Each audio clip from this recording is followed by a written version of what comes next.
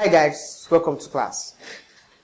Now, in the previous class, we looked at disease condition caused by Streptococcus species. That's the pyogenes, the pneumonia, the two major ones, including the mutants, which I've explained earlier, causes the dental plague.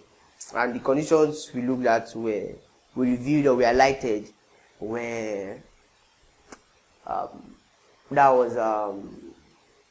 we looked at the scarlet fever, and of course we also looked at the pneumonia and the sore throat, which I said is Streptococcus pyogenes causative agent. For the pneumonia, Streptococcus pneumoniae, and I said scarlet fever is due to toxins released by this Streptococcus species. So most of the infections they will cause, you see them presenting with scarlet fever. And the Streptococcus, we agreed based on our earlier classification or earlier type of bacteria which we have discussed.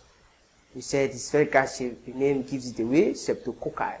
It's spherical shape, is gram-positive, and is aerobic, and is also part of normal flora of the body. Irrespective of that, is also a disease-causing bacteria. And disease condition where you can find Streptococcus species playing an active role includes dental plague, Streptococcus mutans, the sore throat, Streptococcus pyogenes, the pneumonia, Streptococcus pneumoniae, and the scarlet fever, which is more like a general condition associated with the Streptococcus species. I also looked at anthrax, which affects mostly animals, and is caused by the bacteria, a gram-negative anaerobic bacilli in the organism of Bacillus anthracis. Now let's talk about cholera. So let's talk about cholera, or in this case Vibrio cholerae. Vibrio is a genus of bacteria. It's cup-shaped. Now the Vibrio has it has about a pair of flagella. You know, some they have only one, but in the Vibrio you see about a pair. And one of the species, the Vibrio cholerae, is a causative agent of cholera. And cholera is one of the most deadliest diseases, one of the most deadly diseases. And what actually brings about it is a condition. I will not say a condition, let me say a disease condition. Is a disease condition caused by the toxins released by the bacteria. That's the Vibrio cholerae.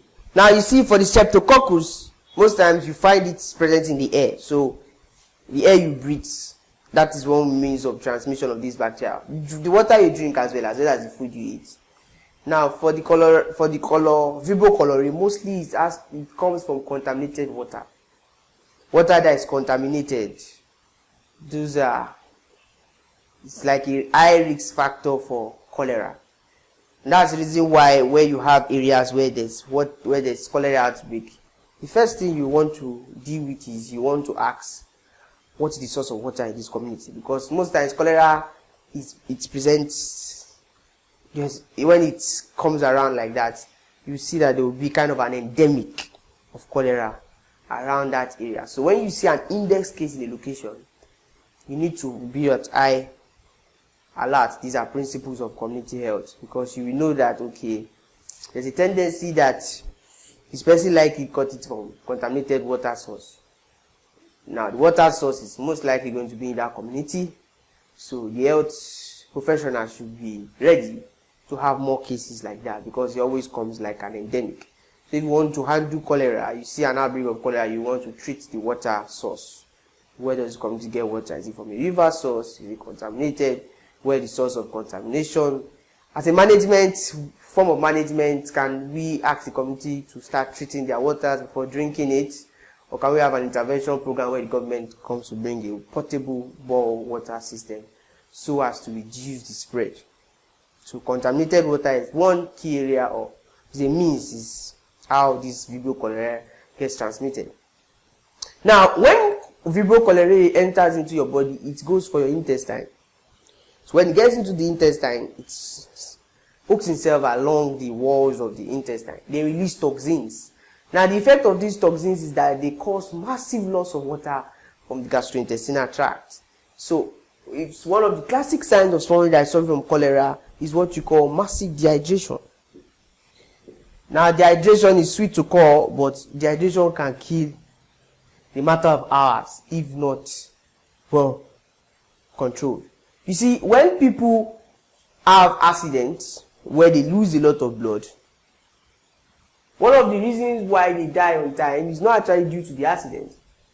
It's actually due to massive dehydration, particularly those who experience burns, because there's something we call insensible water loss. Now, when you have burn, naturally you lose about 3% or 2% of water is lost without you doing anything, whether you run, you don't run, insensible water loss. But by the time you have something like accident, burns, hemorrhage, you can have the loss to increase significantly to about 10 to 15%. That's a massive increase. And if it's not well taken care of, the person could come down with dehydration. That's why the first thing you do for an accident victim is you want to rehydrate. That's why you pass drips. That's the essence of the drips. So, one of the classic signs of cholera is massive dehydration. Now, why is this dehydration very, very, very severe? Because it's not only water that gets out of your system when you dehydrate. I mean, there's a saying we say in medicine, wherever sodium goes, water goes. So when you see excessive loss of water, there's tendency that it's corresponding with an excessive loss of sodium. An excessive loss of sodium means that your heart is likely to shut down, because you need sodium for you to maintain the electrical activity of the heart. So that classic dehydration, which characterizes cholera, is one of the reasons why it leads to death. Because a lot of electrolytes would have been lost. And these electrolytes are required for normal function in the human body. And when you have, as long as the vibrio cholera is within your system, it keeps on releasing toxins, you keep on having excessive loss of water. And that's why someone that has cholera, within a day, the person can lose, for the nuns, we should lose about 1.5 liters of water per day. That's a normal human being. But a person that has cholera can lose as much as 2 to 3 liters of water. And person, there will be a significant drop in weight. And it all stems from this toxin released by this bacteria, fibrocolerae. Now, let's talk about Mycobacterium. I think we have mentioned that, so we just reinforce it. TB, of course, you know, TB is one of the leading causes of death. Mycobacterium, tuberculosis. So, mycobacteria rather. So, I think we have stated that it is gram variable, rod-shaped, aerobic, similar to fungi, it forms continuous branching, and it's one of the species, the Mycobacterium tuberculosis. The Mycobacterium tuberculosis is the causative agent of tuberculosis. We didn't give it away. It's the causative agent of tuberculosis. There you go. Causative agent of tuberculosis. Now, there are certain infections we call atypical tuberculosis infections, or you say atypical mycobacteria infection, because the classic mycobacterial infection is caused by mycobacterial tuberculosis.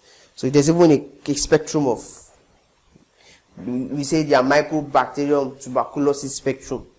That is, they are this group of mycobacterium bacteria that are very similar to mycobacterial tuberculosis. So we said, yeah, it's a spectrum for TB.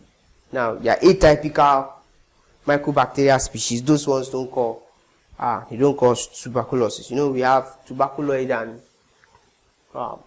tuberculoid mycobacterial infection and non-tuberculoid mycobacterial infection. So the tuberculoid is caused by mycobacteria tuberculosis spectrum, while the non-tuberculoid mycobacterial infections, they are caused by the atypical mycobacteria. So under that, we now have Legionnaires disease, as well as Lyme disease. Now this Lyme disease is a form of arthritis. Arthritis caused by bacteria species, by this bacteria, mycobacteria. So, yeah, these are diseases caused by bacteria. So, all this proves to you that bacteria indeed causes disease in humans. Talk about the sore throat caused by bacteria. talk about pneumonia caused by bacteria, talk about cholera caused by bacteria, tuberculosis caused by bacteria. Even in animals, anthrax as well is also caused by bacteria. So how then do we now go about preventing all these? So see you in the next class.